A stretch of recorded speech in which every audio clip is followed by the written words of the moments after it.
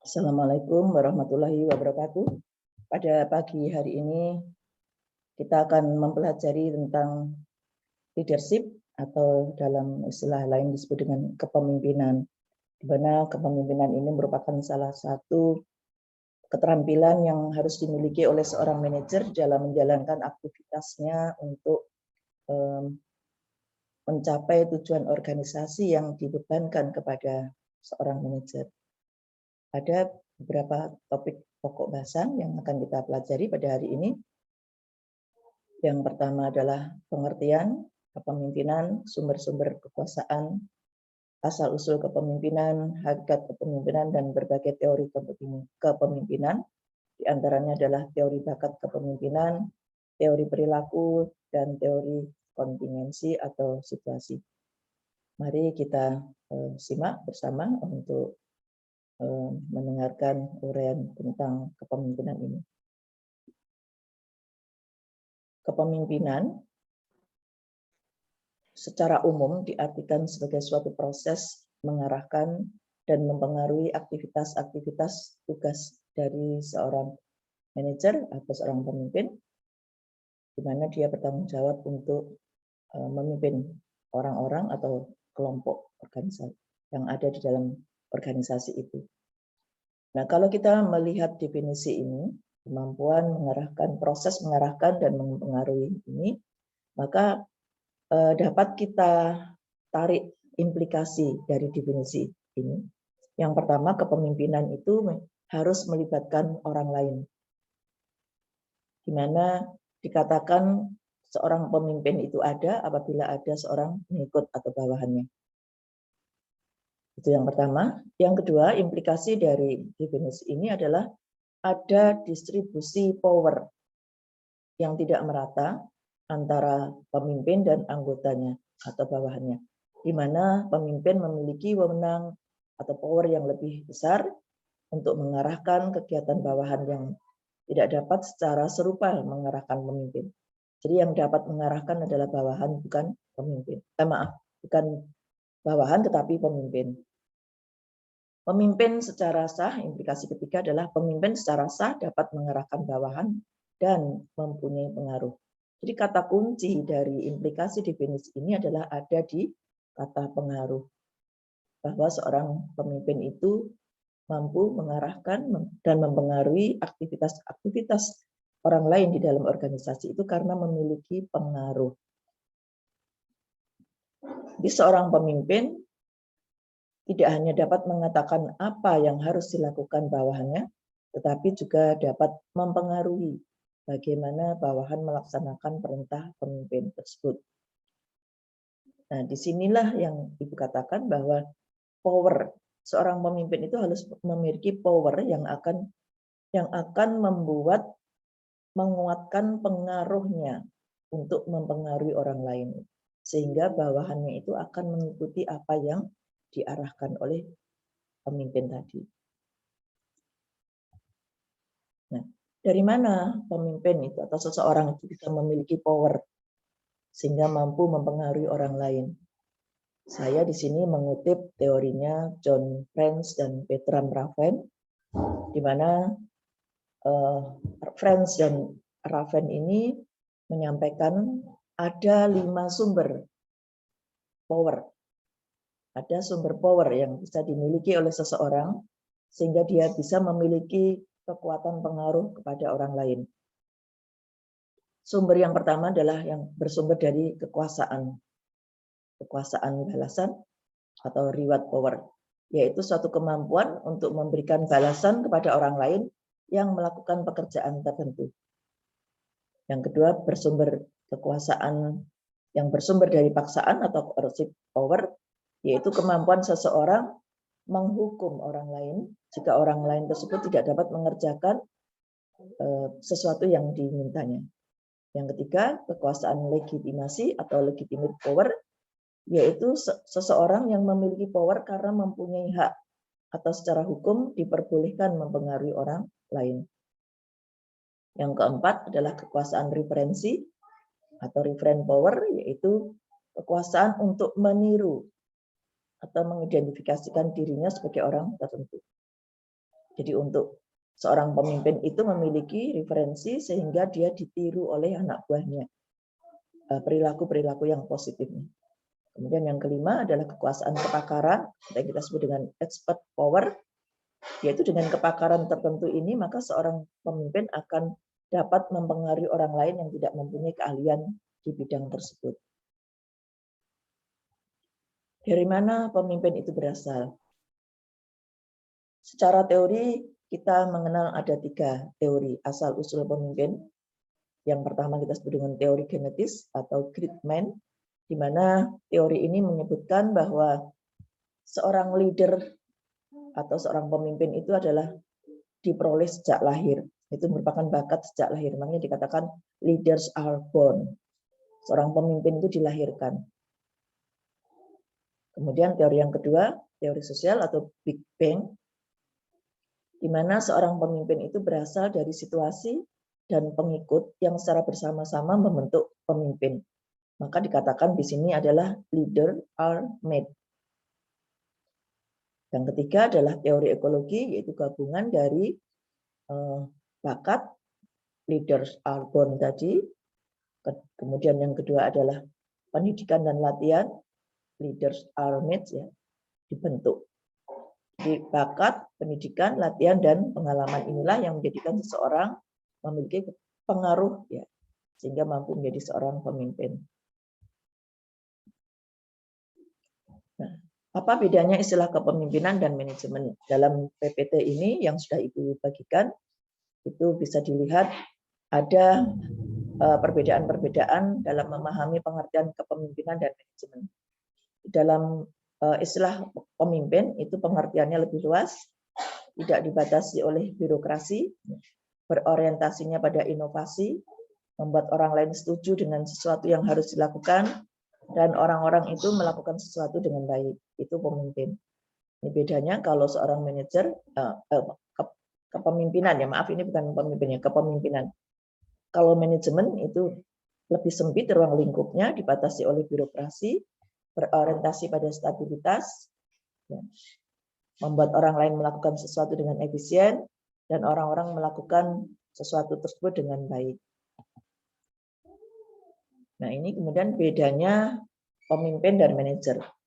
Seorang pemimpin itu selalu berinovasi, tidak dapat dicetak, ya, mengembangkan karyawan, ya, kemudian fokusnya pada bawahan, menumbuhkan kepercayaan, dan memiliki perspektif yang jangka panjang.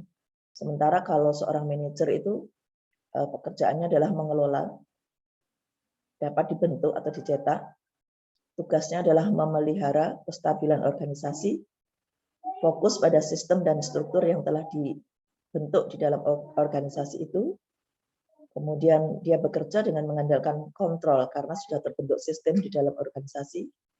Orientasinya adalah jangka pendek, yaitu jangka waktu di mana dia masih dipercaya untuk menjadi seorang pemimpin. Nah, di dalam memahami kepemimpinan itu sendiri, kita harus bisa membedakan pemimpin dan kepemimpinan. Pemimpin itu menunjuk pada orang-orangnya yang memiliki kemampuan untuk mempengaruhi orang lain dan memiliki otoritas atau wewenang manajerial. Sementara kepemimpinan itu adalah kemampuannya, kemampuan untuk mempengaruhi orang lain atau kelompok, ya, kelompok untuk mencapai tujuan-tujuan tertentu. Ini juga Ibu sampaikan juga perbedaan istilah kepemimpinan dengan kekuasaan, di mana kita untuk membedakan kepemimpinan dan kekuasaan ini menggunakan 3 poin. Yang pertama dilihat dari tujuannya. Kepemimpinan itu kalau dilihat dari tujuannya berlaku bila ada tujuan tertentu yang akan dicapai oleh pemimpin dan bawahan. Sedangkan kalau kekuasaan itu dapat berjalan tanpa adanya tujuan tertentu yang akan dicapai, asal ada ketergantungan seseorang terhadap orang lain. Yang kedua, kalau dilihat arah pengaruhnya, kepemimpinan memiliki arah pengaruh ke bawah, itu dari atas ke bawah. Sedangkan kalau kekuasaan itu dapat mengarah kemana saja. Bukan hanya vertikal, tetapi juga horizontal, bahkan diagonal. Yang ketiga, dilihat dari penekanan risetnya lebih cenderung ke seorang dalam kepemimpinan itu lebih cenderung ke arah gaya memimpin, Tapi kalau di dalam kekuasaan lebih cenderung ke arah taktik atau teknik atau metode memimpin.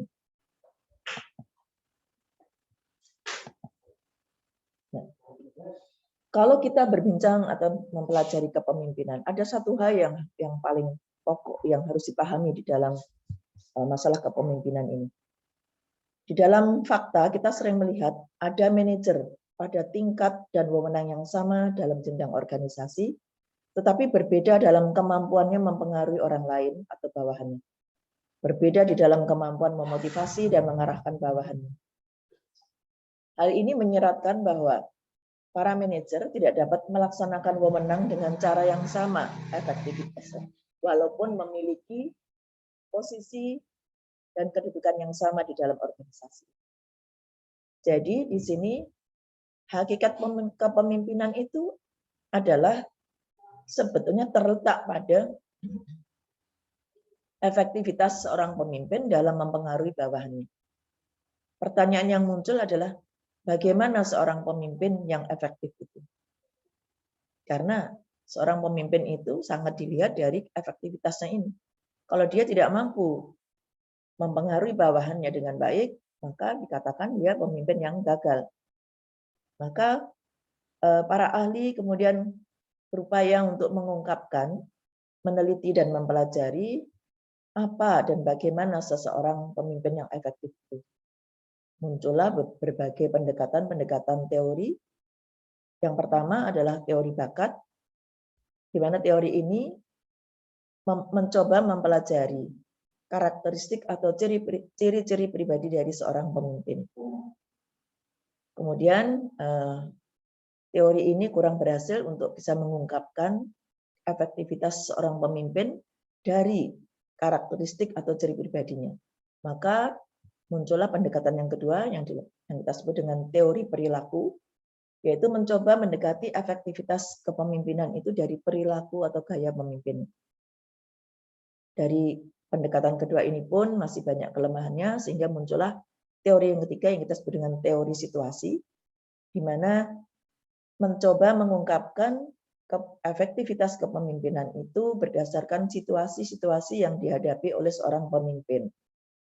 Baik itu situasi pekerjaan, pengharapan dan perilaku terhadap rekan sekerja, sifat atau karakteristik, pengharapan dan perilaku karyawan, maupun budaya dan kebijaksanaan organisasi.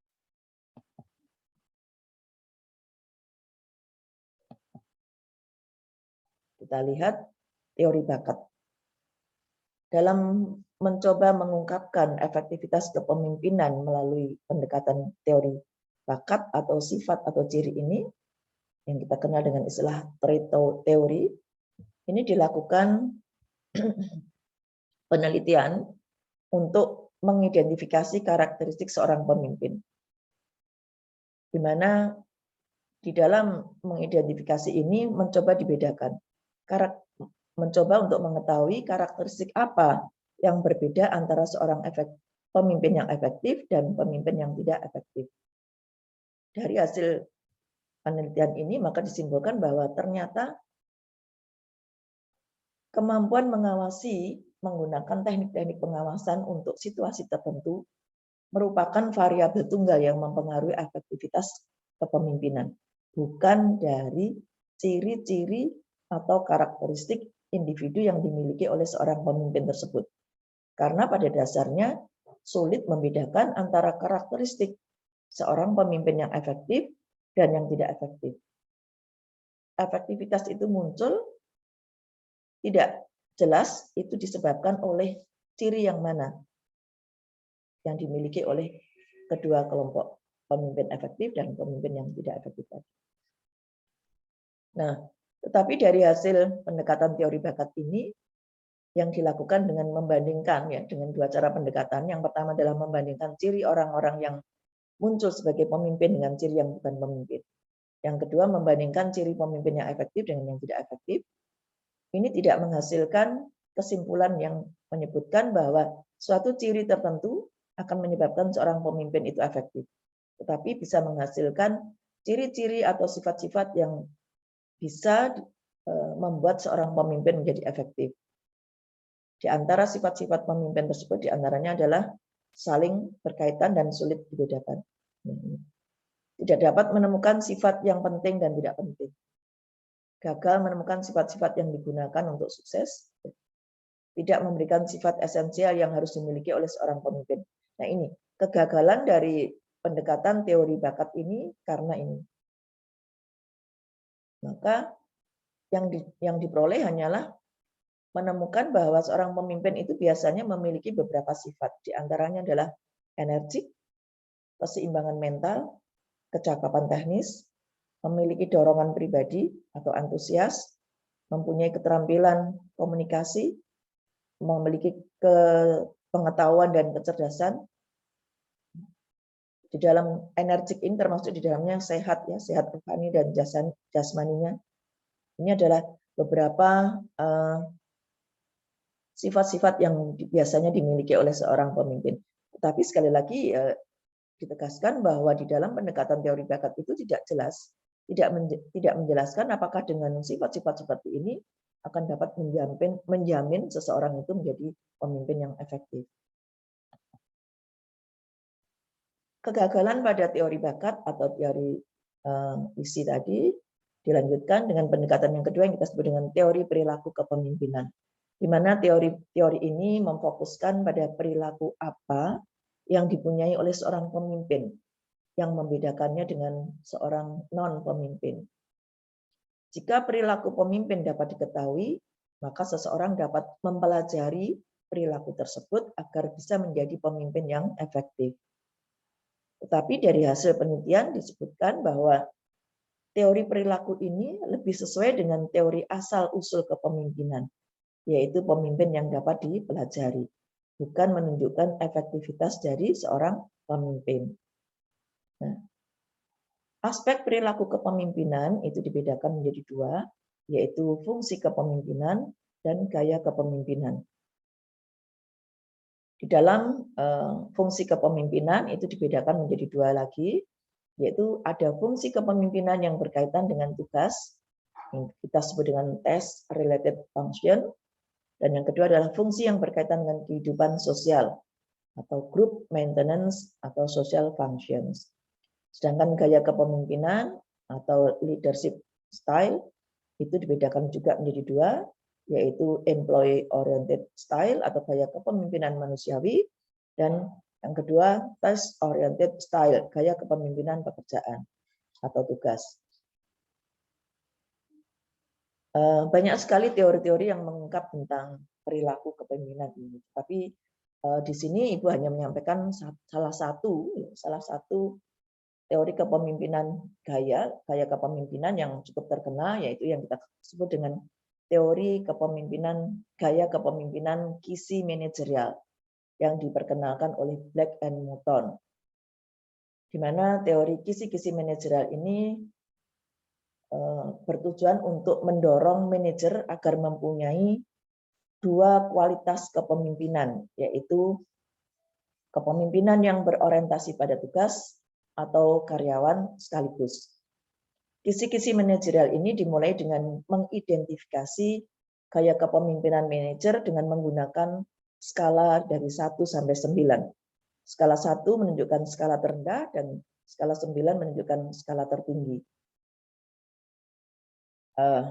Dari dua gaya kepemimpinan, yaitu yang berorientasi tugas dan karyawan tersebut, maka Black dan Mouton menemukan ada 5 gaya kepemimpinan yang dapat dihasilkan dari gaya dasar kepemimpinan tersebut. Jadi gaya dasar kepemimpinan itu ada dua, yaitu yang berorientasi pada tugas dan berorientasi pada hubungan sosial. Nah, berdasarkan dua gaya dasar tersebut, Black and Mouton membuat matriks kepemimpinan, gaya kepemimpinan menjadi 5 gaya ini. Gaya yang pertama adalah gaya yang otoriter, yaitu di mana otoriter ini orientasi seorang pemimpin terhadap pekerjaannya tinggi, tetapi terhadap hubungan sosialnya rendah. Dari hasil penelitian memiliki efektivitas 8,1%. Gaya yang kedua adalah gaya yang demokratis atau 99. Arti 99 ini adalah orientasi terhadap tugasnya tinggi, dan orientasi kepada hubungan sosialnya juga tinggi. Dari hasil penelitian memiliki efektivitas tertinggi yaitu 61%.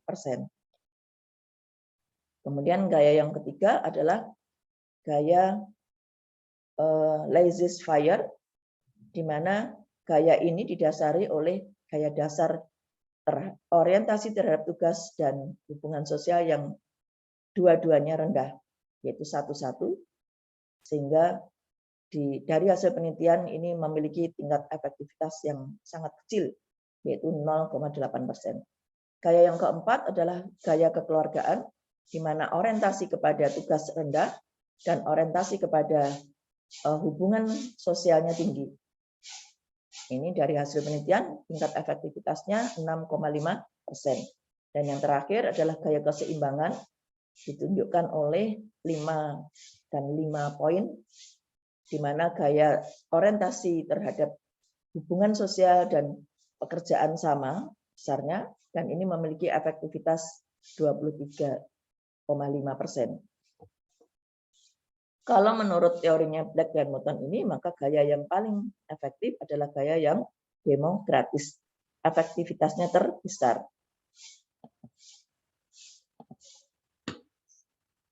Ini ya, ini gambarnya yang lebih. Jadi di sini sumbu horizontal ini menunjukkan orientasi seorang pemimpin terhadap tugasnya. Sedangkan yang vertikal ini orientasi seorang pemimpin terhadap hubungan dengan karyawannya. Yang tadi gambarannya yang laissez-faire, yang otoriter, di sini yang kanan atas ini yang demokratis, yang ini kekeluargaan, dan yang 5 ini adalah keseimbangan. Nah, ini beberapa keterangannya di sini ya, mungkin akan saya percepat, nanti bisa dibaca sendiri. Ciri-ciri gaya yang 1-1 itu adalah orang yang lari dari tanggung jawabnya, yaitu dia tidak menjalankan, tidak berorientasi pada tugas, dan juga tidak berorientasi pada hubungan sosial. Dia melepas tanggung jawabnya kepada bawahannya.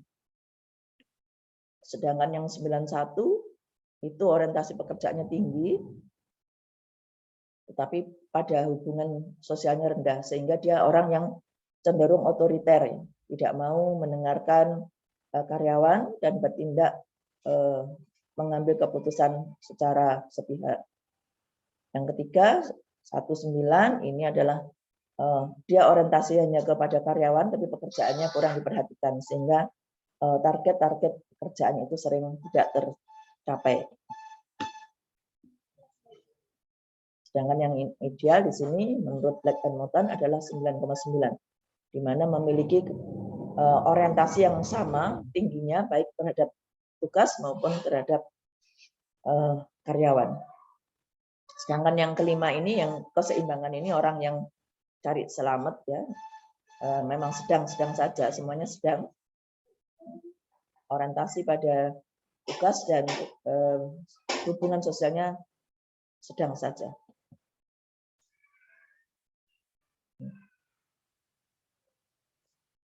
Ada satu gaya kepemimpinan yang efektif yang kita kenal dengan gaya eksekutif, yaitu mempunyai perhatian yang banyak terhadap tugas dan hubungan kerja. Manajer seperti ini berfungsi sebagai motivator yang baik dan mau menetapkan produktivitas yang tinggi.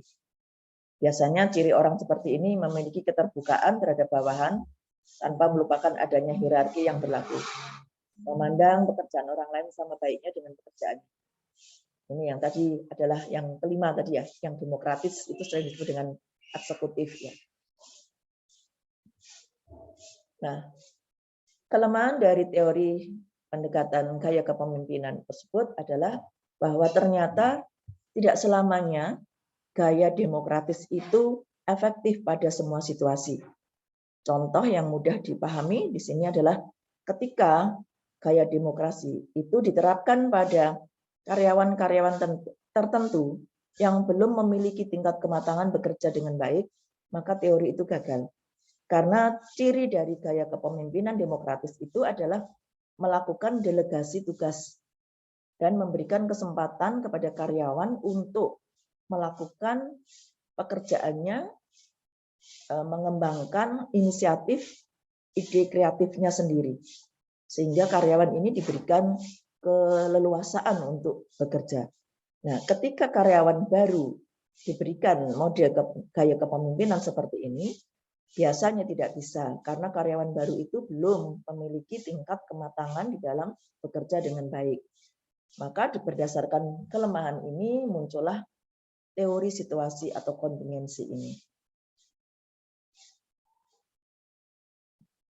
Nah, situasi dalam hal ini adalah memiliki peranan yang sangat penting dalam mencapai efektivitas kepemimpinan.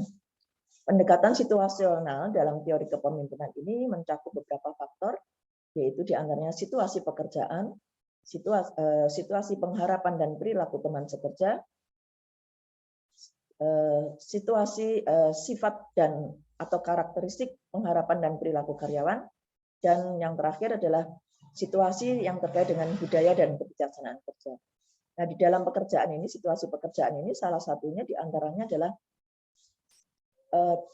situasi yang berkaitan dengan tingkat kematangan dari seorang karyawan itu.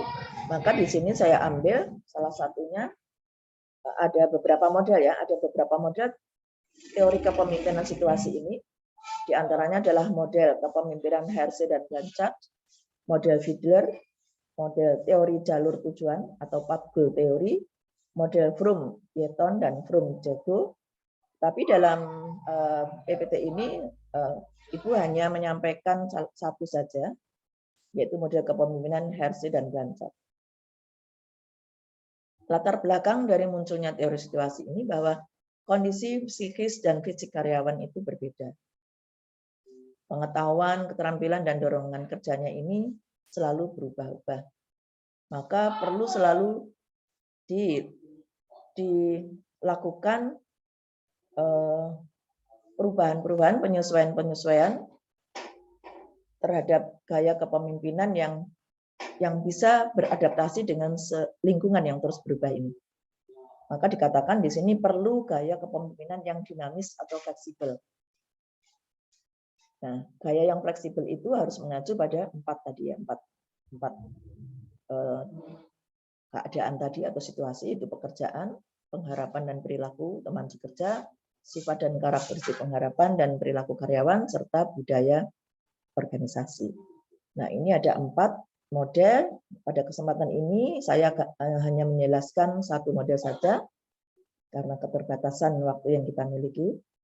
Yang pertama yaitu model kepemimpinan dari Hersey dan Blanchard, di mana model kepemimpinan ini melihat efektivitas kepemimpinan itu sangat tergantung dari kesiapan bawahan di dalam melakukan pekerjaannya.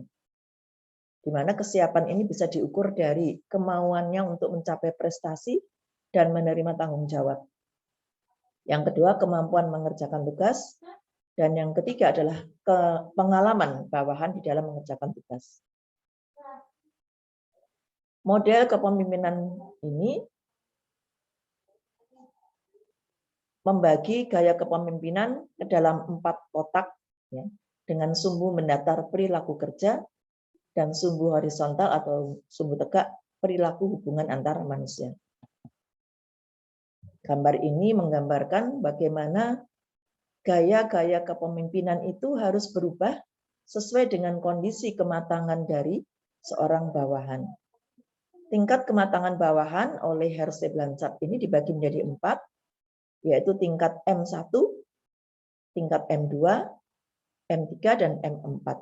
Di mana pada tingkat M1 ini dikatakan seorang bawahan itu belum mampu bekerja, tidak mampu bekerja, dan belum memiliki kemauan atau motivasi untuk bekerja. Yang kedua, tidak mampu bekerja tapi sudah mulai tumbuh kemauannya untuk bekerja.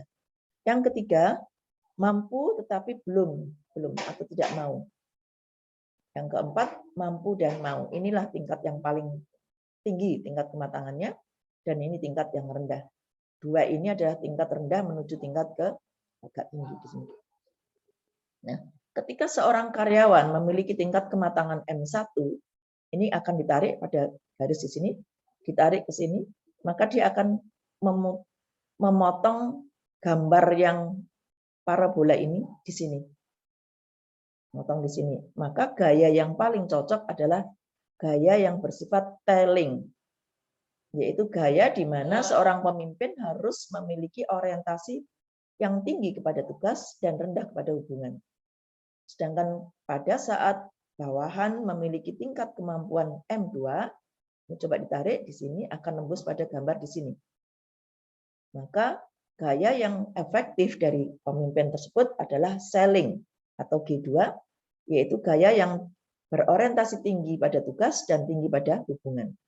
Mungkin pada pengertian Black and Moton itu yang gaya demokratis, kalau di sini tadi adalah otoriter. Kemudian ketika tingkat kematangan bawahan berada pada posisi M3, kalau ditarik ke atas, ini garisnya akan menembus pada G3, kuadran G3 ini. Maka pada saat itulah seorang pemimpin harus menyesuaikan gayanya, yaitu dengan gaya partisipatif, di mana berorientasi pada rendah, tugasnya rendah, dan kepada hubungannya tinggi. Dan yang terakhir adalah tingkat kematangan atau mature. M itu artinya mature, matang. Yang keempat, jika ditarik akan menembus ke sini. Maka gaya yang efektif di sini yang harus digunakan oleh seorang pemimpin adalah gaya delegating, delegasi. Yaitu rendah tugas dan rendah hubungan. Nah, ini di dalam melihat efektivitas kepemimpinan itu ada beberapa faktor yang mempengaruhi. Yang pertama adalah karakteristik bawahan yang meliputi kemampuan yang dipersepsikan dan pengendalian dirinya. Yang kedua adalah lingkungan kerjanya, yaitu meliputi pekerjaan, khususnya adalah struktur tugasnya, struktur wewenang, serta hubungan antar karyawan. Nah, di sini ada 4 perilaku atau pemimpin. Yang pertama adalah pemimpin yang suportif, yang mendukung, di mana pemimpin ini memberi perhatian terhadap kebutuhan bawahan, kesejahteraan bawahan, dan menciptakan suasana organisasi yang menyenangkan. Yang kedua, kepemimpinan partisipatif, yaitu memberi kesempatan bawahan untuk berpartisipasi dalam pengambilan keputusan. Yang ketiga adalah kepemimpinan instrumental atau direktif, yaitu memberi pengarahan. Dan yang keempat adalah pemimpin yang berorientasi pada pencapaian prestasi. Ini sedikit saya sampaikan tentang gaya kepemimpinan 3 dimensi yang disampaikan oleh William Redin, ya, untuk membedakan pemimpin yang efektif dan tidak efektif. Yang efektif itu adalah pemimpin yang eksekutif, ya, membangun, sifatnya membangun, autokrat penuh kebajikan, dan birokrat. Sedangkan yang tidak efektif itu pemimpin yang kompromis, misionaris, autokrat, dan pelarian, deserter atau laissez-faire.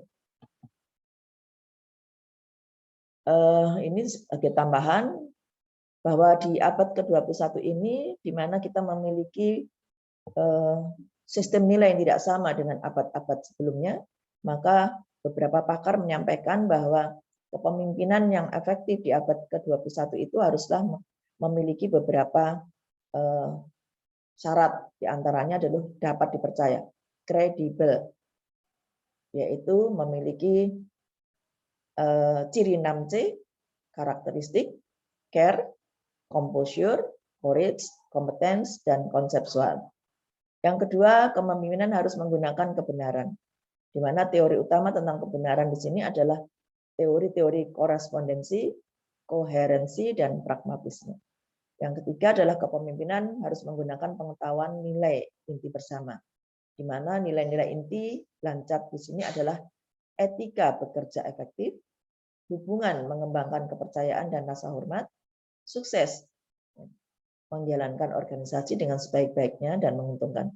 Dan yang keempat adalah pembelajaran, selalu meningkatkan kualitas diri dan rasa ingin tahu. Baik, demikian presentasi hari untuk materi kepemimpinan ini. Silahkan direspon.